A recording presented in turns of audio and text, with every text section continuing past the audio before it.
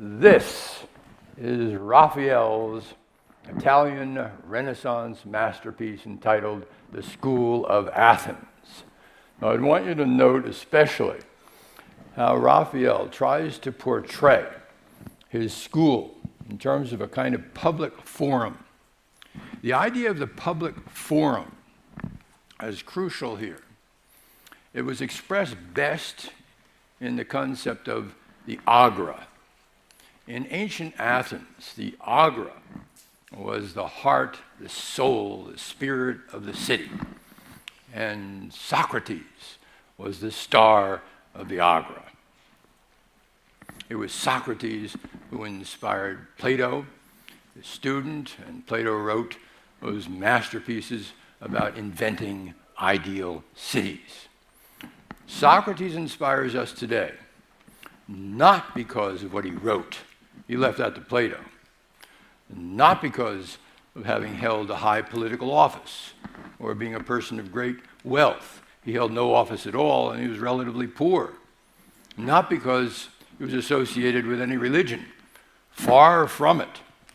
Socrates inspires us for one reason alone, and that is because he devoted his life to teaching philosophy in the streets of Athens, passionately, in that marvelous, spectacular, open, accessible marketplace of ideas. And he did it by raising fundamental questions of philosophy, the big issues. What is truth? What is justice? And above all, what course of life is best? And so he is our quintessential street philosopher. A lot of people, especially teachers, would like to capture this inspiration of Socrates. And I know that I did want to emulate Socrates when I first joined the faculty, professor of political science at Barnard College, Columbia University in New York. I tried, starting from 1969 when I joined the faculty, to inspire students to address the big issues of war and sexism, racism, economic inequality. And there was vital debate on Columbia's campus. But the problem was that it did not include the surrounding community. That is, the community of Harlem around Columbia. There was, in fact, a wall of separation between the town and the gown. Now, this exists in many universities, as you know. Still, as it troubled me more and more, I wanted to cry out and protest. Mr. Mayor, tear down this wall. Well, I got no response until 1993, when something happened that was so memorable that it transformed my teaching experience. This was so important, in fact, that it allowed me to spot a crack in the Ivy League wall. It happened in the spring semester of '93, when I was teaching my political theory course at Barnard, lecturing on Malcolm X. I noticed in the audience an older black couple who, listening very intently to what I was saying. And here they are, Ben and Gail Armstead with their good friend Danny White. This trio became my most consistent students in political theory over the next 15 years, taking my courses regularly. Ben is a bookseller on the streets of Harlem, and he found my course in an unusual way. He does odd jobs, and he was moving a Barnard student out of her dorm and asked her, "What's your favorite course? Where and when does it meet?" She mentioned my class, and so next semester, Ben and Gail were at that auditorium, and soon they were joined by quite a few of their Harlem neighbors whom they had recruited. And this took me to Danny White. Danny and I have become fast friends. He was a gift to this course, and that's because he is truly gifted as a person who has the ability to see the relevance of political theory to the city, and particularly to Harlem. And here is Gail Armstead on the cover of her book. Gail is an astrologer. She's well known in Harlem. She's lectured many times on the stage of the Apollo Theater, which is a great credit because, as you know, the Apollo Theater on 125th Street is the epicenter of culture in Harlem's agora. Gail has lectured on the big issues in this book of wisdom, happiness, peace, love, power, immortality. Now, in those days when I was teaching this course, I retired, Courtney mentioned, 4 years ago, there was a wonderful routine that developed. It was a kind of new dynamic that came about since '93 when the Harlem auditors came in. First of all, after I finished the lecture, Ben would normally come charging up to offer his always constructive critique of what I had said, and then he was followed by Danny, who would ask hard, difficult, challenging questions, in fact, so challenging that I would often include them on the midterm and the final exams.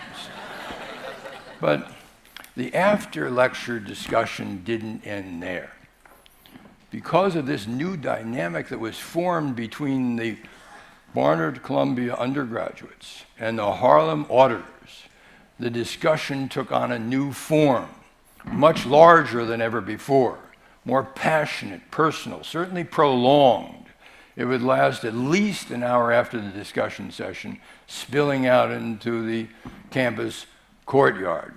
And there was a lot of laughter, too, because Danny has a wonderful sense of humor, and he would crack his signature joke, revealing his healthy distrust of political authority, political extremism, when he would say, left wing, right wing, same bird.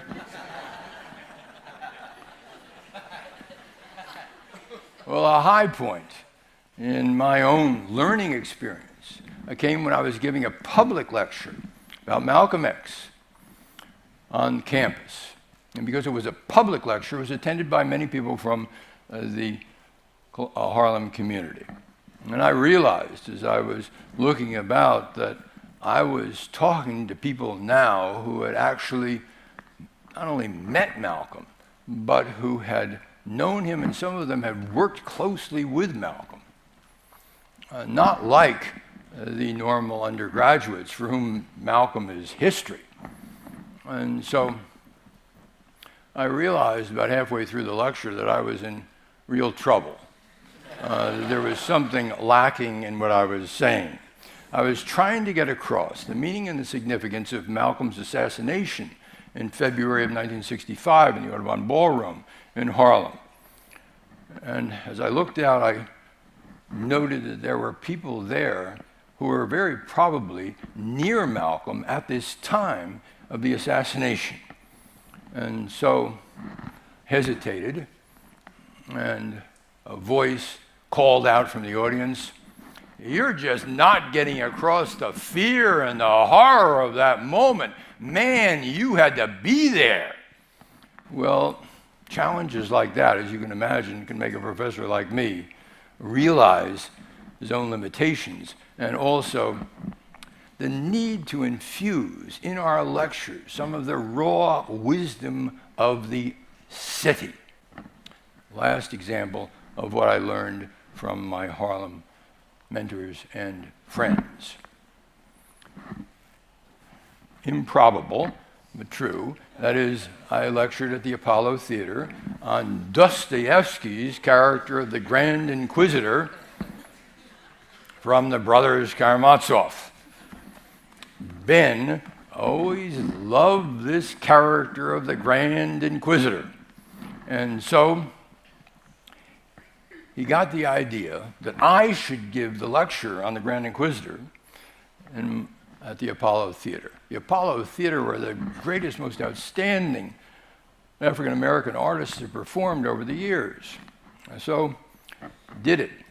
And I humbled by it. But Ben persuaded me. He said, after so many years of us coming to you, isn't it about time that you came to us? But still, Louis Armstrong had performed there. And who was I?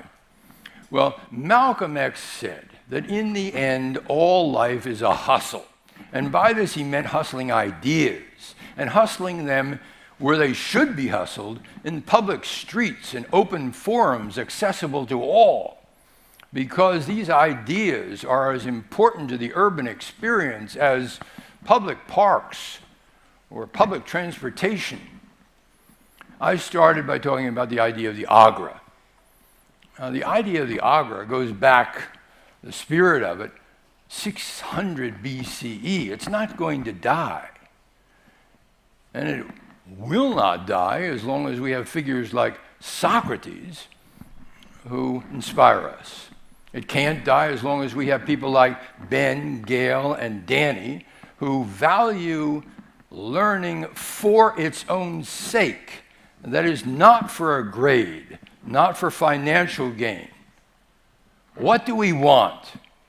We want, in the end, an open, inclusive, underline inclusive, exchange of ideas that will breathe fresh, new life into this city. We need this. And when and if we get it, then the walls will come tumbling down. Thank you very much.